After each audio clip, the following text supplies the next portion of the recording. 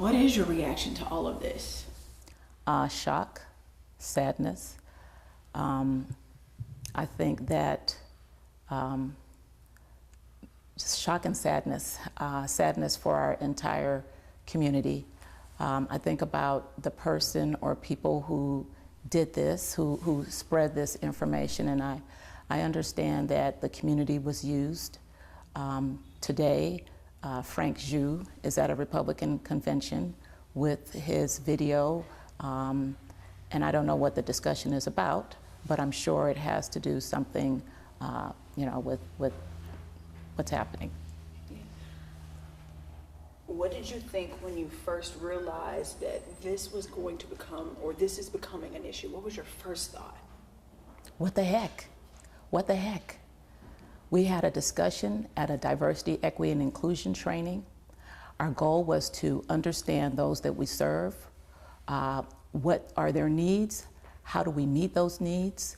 The discussion, there were comments made by the board president about the importance of family and support, and I agreed with those comments. I went on to say that wealth has an impact on that. My comments were, I believe, misconstrued. I still believe wealth has a major impact. If you're wealthy, you're going to do everything in your power to get your child to the best possible school, wherever that is in the world.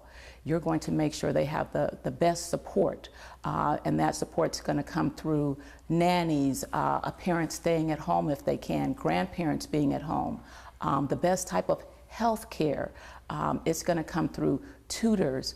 It's going to come through ways to support kids with their emotional well-being. It's going to come through with you contacting different people to find out where's the best place for my child to participate in this. What if I want them in dance? What if I want them in club? So, I have an implicit bias, and it's around wealth. I do believe that wealth provides families with certain things, and I stand by that. And it might be a wrong assumption, but those are my assumptions around wealth. We can talk later about what wealth doesn't look like, and I can tell you about the economic advantages I did not have.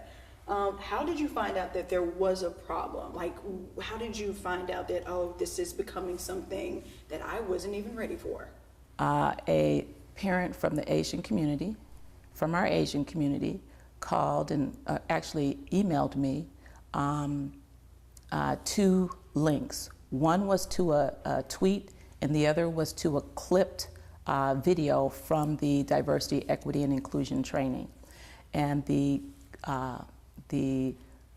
clip video discussed just that one piece about why do Asian kids do well in school, and my responses to that. But with that was a tweet that went out by Frank Zhu, and the tweet said, Dr. Ward is woke.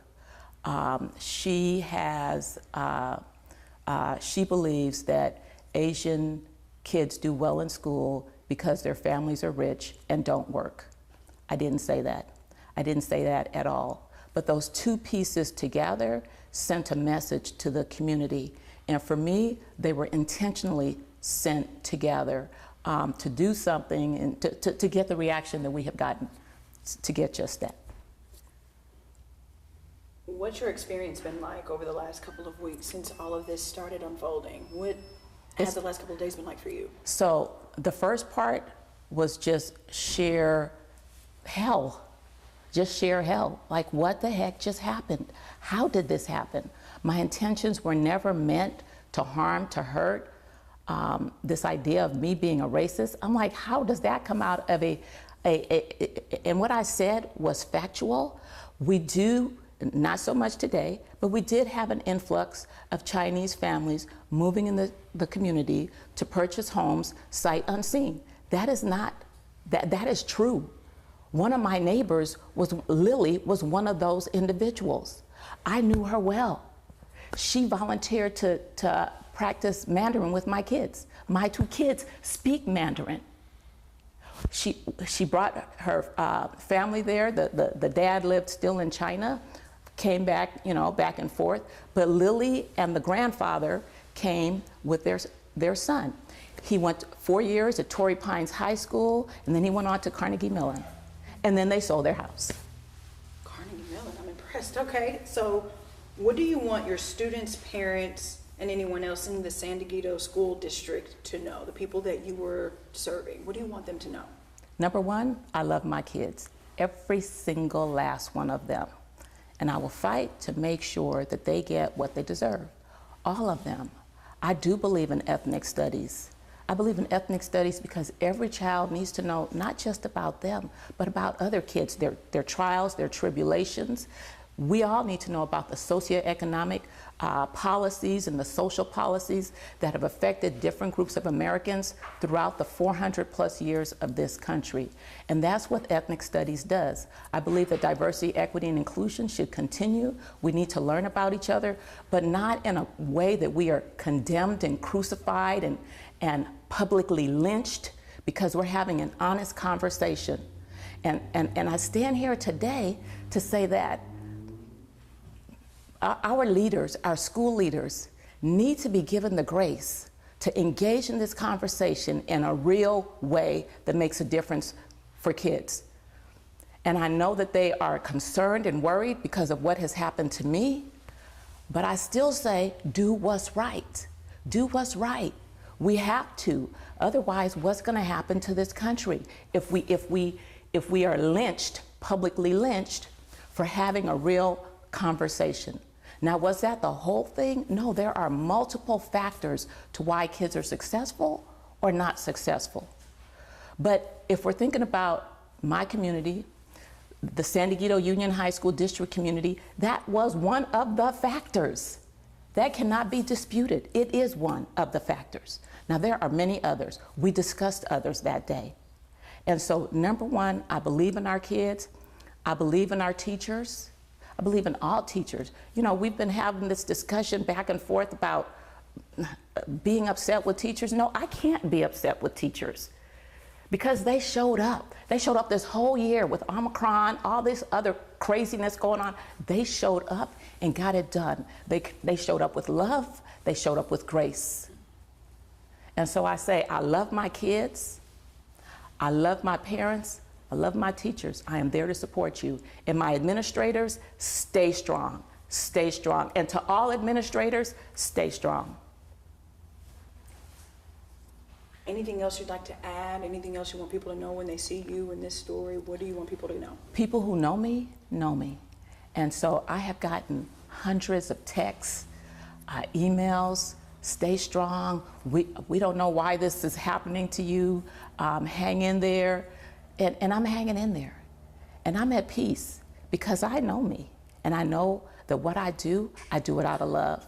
Anybody who knows me understands that.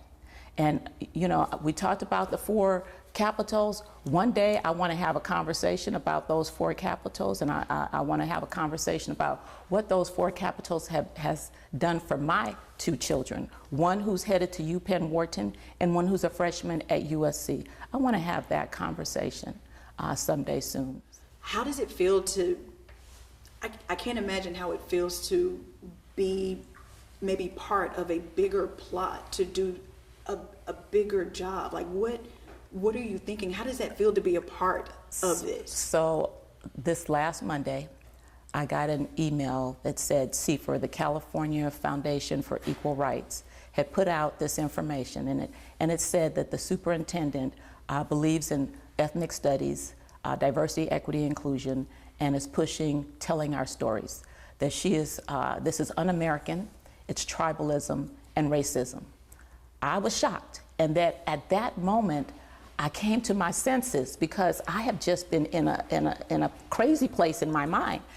And I realized that this was not about me. This was about a larger issue. Those who are afraid of ethnic studies, don't want it in our classes. It just so happened that Frank Zhu came to the district the day that I was appointed, and the conversation was about CRT. He didn't want CRT in the district. The board president, who was a friend of Frank Zhu's, didn't want CRT in the district. I don't even know what CRT is, really. My thing is around ethnic studies. We have many Americans, African Americans, Asian Americans, Jewish Americans, Latin Americans, Native Americans, in addition to European Americans. We have Jewish Americans, we have Muslim Americans, and so where is their story when we look in the history books? What do we know about their trials and tribulations? We don't, because it's not in the history books. What do we know about their successes? What do we know about the social policies, the economic policies that affected all different groups of Americans? We don't, because it's not in the history books. And that's what ethnic studies does. It allows us to see the full implication of our policies on all Americans, as well as to learn about who they are. What are their struggles? What are their challenges and the great contributions they've made? We just don't have it. So I believe in ethnic studies. I believe in diversity, equity, and inclusion training to learn about ourselves, to learn about our biases. Yes, I have an implicit bias around wealth. There is no joke about that. And so how does that bias affect how I support kids, right? How do I look at kids knowing that I have that bias? And so diversity, equity, and inclusion allows us to have those conversations, but we can't have them if we're gonna be publicly lynched for doing so. Thank you for that answer. This also wasn't a thing I'd love for you to answer. If you don't have to. What's next for you? What do you do right now in the next few days, weeks? I stick to my values. I stick to my values. I continue to do what's right, and I stick to my values. I did want to just really quickly talk about the 4 C's, yes, if I may. Yes. Financial, educational, social, and emotional. Financial capital says that you have the means to make sure that your kids get the best possible education. For me as a mom, I drove 25 miles to get my kids to a school where they learn Spanish and Mandarin. It was just that important. And I had the financial means to do so. Educational is the second one. And that means that you as a parent are well educated.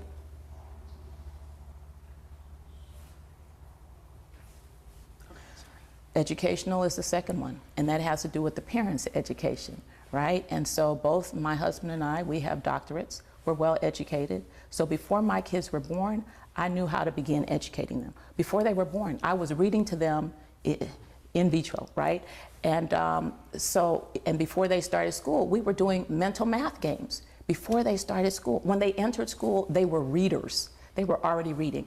Why? Because they had a mother who had the skills, the education to teach them all these things before they entered school. So that meant that they had entered school ahead of the game, ahead of the game. I have a degree in applied mathematics. My 2 kids took AP calculus in 10th grade. One got a 4, one got a 5 on the AP exam. It's because of their parents' educational background. I can't say it's not. Now, do they work hard? I got 2 of the hardest working kids in the world, But the capital that I have provided them with certainly is getting my son to UPenn Wharton. Certainly got my daughter in this World Business Bachelor's program at USC. And then there's the emotional capital, the love, the resources to expend love, emotion to your kids, to rub them down, to hug them, you know, to when they come home. My son came home one day, he was so sad. He said, "Mom, I got demerits today in class." And I said, "Well, what do you mean you got demerits?" "Well, the teacher said blah, blah, blah, and I got demerits." I said, "Okay, let me call the teacher." I called the teacher. The next day, the same child came home and said, "Mom, my teacher says I'm really smart. I'm just really good at this." I said, "Oh my God," right? And so some of that is social and emotional capital. The ability for me to call the teacher and make that change. Same child, same teacher, 2 different conversations. Everybody can't have that conversation. They just can't. Social capital. My daughter, when she was in 7th grade, she went to 7th grade, loving math. Somewhere in there, she decided, math is not the thing for me. I said, okay, we got to switch schools. Switch schools. I gave her tutoring, everything, and she's still not there. I said, switch schools, switch schools, switch schools. Social capital. Excuse me, where should we be going? Okay, that's where she's going, right? She doesn't love math today, but she did, you know, get a 4 on the AP calc class in 10th grade, right? And she went on to do very well in math and in the sciences, even though that's not her first love. But the fact is, those 4 capitals, and when I moved into the community, I said, okay, I want my daughter to have piano. Call my neighbor, excuse me, where do I get the best piano teacher? Oh, okay, let me look it up. Okay, this is person, they said this person. What about this? This is this one. Social capital, even now. Excuse me, I need my son to participate in this. Who's the person? Social capital. So there's those 4 capitals. The 5th thing is expectations, right? Mm-hmm. And I have high expectations for my kids, but guess what? There are 3 ways people look at expectations. Mm-hmm. 1, very, very high expectations for them to do well in school. 2, graduate. I need you to just graduate from high school. 3, I need you to endure school, right? And so those are from their personal experiences that lead to those expectations. But everybody wants the best for their child. Everybody wants their child to do well. And whatever they have to give them, they will. And to the extent that those 4 capitals are there, they will give them those 4 capitals. And so these are the things that affect a child's education. But everybody loves their child. Everybody wants the best for their child. But their experiences really guide or impact how they support their own children. So. Thank you.